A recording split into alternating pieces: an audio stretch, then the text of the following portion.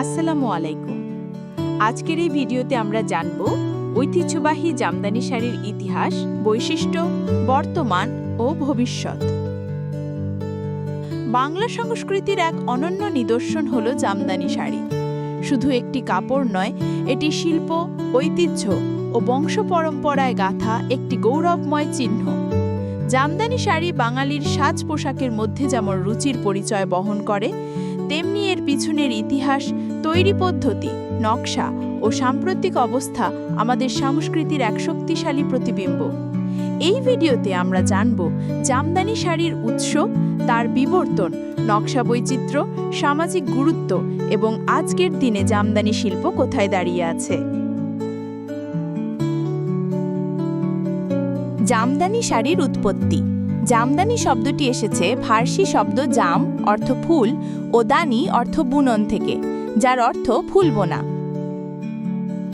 এটি একটি হাতের তৈরি বোনা শাড়ি যা মূলত ধনীদের জন্য তৈরি হতো।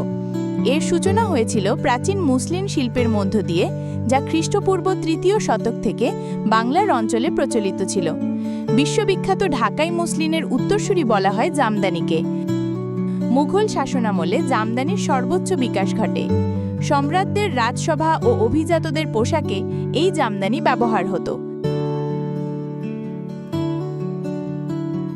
ঢাকার নারায়ণগঞ্জ, সোনারগাঁ, রূপগঞ্জ এলাকায় এই শিল্প বিশেষভাবে বিকশিত হয়েছিল। জামদানি শাড়ির বৈশিষ্ট্য। জামদানি শাড়ির সবচেয়ে উল্লেখযোগ্য বৈশিষ্ট্য হল এর জটিল নকশা ও পুরোপুরি হাতে তৈরি হওয়া। এর কিছু বৈশিষ্ট্য এই ভিডিওতে তুলে ধরা হলো। ১. সম্পূর্ণ হাতে বোনা। জামদানি তৈরি হয় তাঁত বা হ্যান্ডলুমে। কোনো ধরনের মেশিন ব্যবহার হয় না। প্রতিটি ডিজাইন সূক্ষ্মভাবে তাঁতিদের হাতে গাঁথা হয়। ২. জ্যামিতিক ও ফুলেল নকশা। জামদানির নকশা সাধারণত প্রাকৃতিক উপাদান থেকে অনুপ্রাণিত। ফুল, পাতা, পান্না, মেঘ, পাখি ইত্যাদি। তেরছা, আষাঢ় ফুলি, কলকা, রক্তচূড়া ইত্যাদি জনপ্রিয় ডিজাইন। ৩. হালকা ও স্বচ্ছ। প্রাচীন জামদানি ছিল এতটাই পাতলা ও হালকা যে ১ ফুট কাপড় একটা আংটির মধ্য দিয়ে পার করে ফেলা যেত। ৪. বিভিন্ন রং। যদিও মূলত সাদা বা অফ হোয়াইট জামদানি দেখা যেত, এখন রঙিন জামদানিও খুব জনপ্রিয়। বেগুনি, নীল, লাল, সবুজ নানা শেডে জামদানি তৈরি হয়। তৈরি প্রক্রিয়া একটি ধৈর্য ও শিল্পের মিলন। জামদানি তৈরি একটি দীর্ঘ ও পরিশ্রমসাধ্য প্রক্রিয়া। একটিমাত্র শাড়ি তৈরি করতে সময় লাগে ১৫ দিন থেকে ৬ মাস পর্যন্ত, জটিলতার ওপর নির্ভর করে। প্রক্রিয়ার ধাপগুলো: ১. সুতা প্রস্তুতি। সাধারণত তুলো বা সিল্ক সুতায় হয় কাজ। ২. তাঁত বসানো। তাঁতিরা নিজ হাতে তাদের তাঁত তৈরি করেন। ৩. নকশা আঁকা। কাগজে ডিজাইন করে তার ছাঁচ তাঁতের নিচে বসানো হয়। ৪. বোনা। তাঁতি ও সহকারী বা জুটি মিলে পিক পিক করে ডিজাইন তোলেন। জামদানি শিল্পের সামাজিক ও অর্থনৈতিক প্রভাব। জামদানি শুধু একটি পোশাক নয়, এটি হাজারো তাঁতির জীবনের অংশ। বর্তমানে বাংলাদেশের প্রায় ২৫০০+ তাঁতি পরিবার এই শিল্পের সঙ্গে যুক্ত। তাদের জীবন জীবিকার প্রধান মাধ্যম এই শাড়ি। এছাড়া জামদানির জনপ্রিয়তায় দেশীয় ও আন্তর্জাতিক বাজারে এর বিশাল চাহিদা রয়েছে। বহু নারী উদ্যোক্তা এই শিল্পকে কেন্দ্র করে ব্যবসায়িক উদ্যোগ নিচ্ছেন।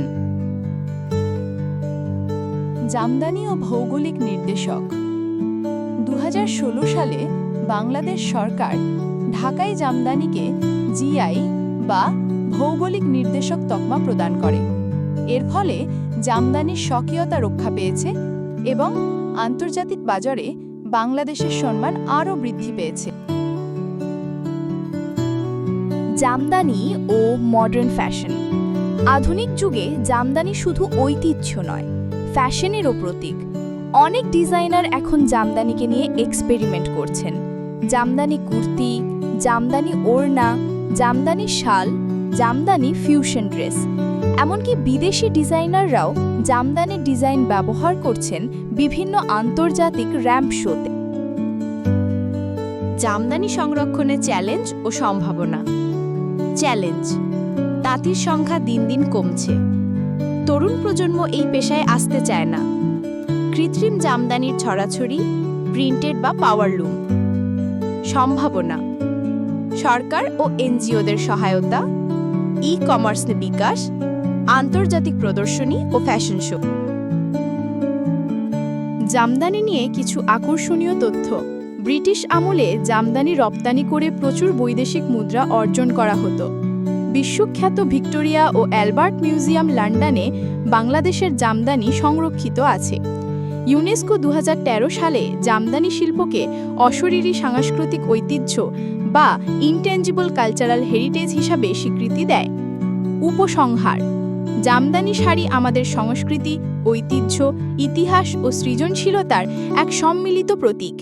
এটি শুধু কাপড় নয়, একটি গল্প, একটি শিল্পকর্ম, একটি উত্তরাধিকার।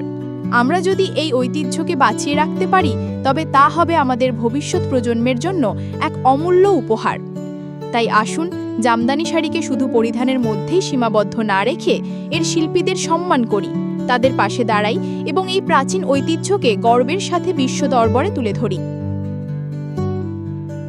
শেষ কথা, আপনি যদি এই ভিডিও ভালোবাসেন তাহলে লাইক করুন আর সাবস্ক্রাইব করুন গ্রাম বাংলার আরও হারিয়ে যাওয়া ঐতিহ্য জানার জন্য। ধন্যবাদ সবাইকে। সে করে ফিরুন, ইতিহাসকে বাঁচান।